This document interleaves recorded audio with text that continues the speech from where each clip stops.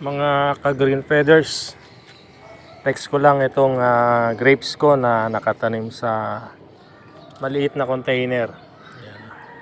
Ito po ay Baikonur variety. Tingnan nyo naman, oh.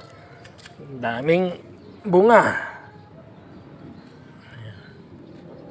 Kung hindi ko to kinulambuan, siguradong hindi magtutuloy ang bunga nito kasi kinakain ng ibon.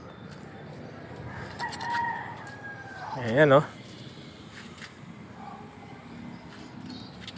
Nakakatuwa.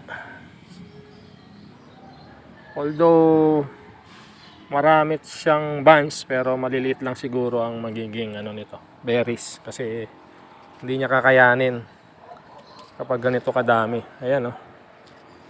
Pero okay na rin for personal consumption lang naman.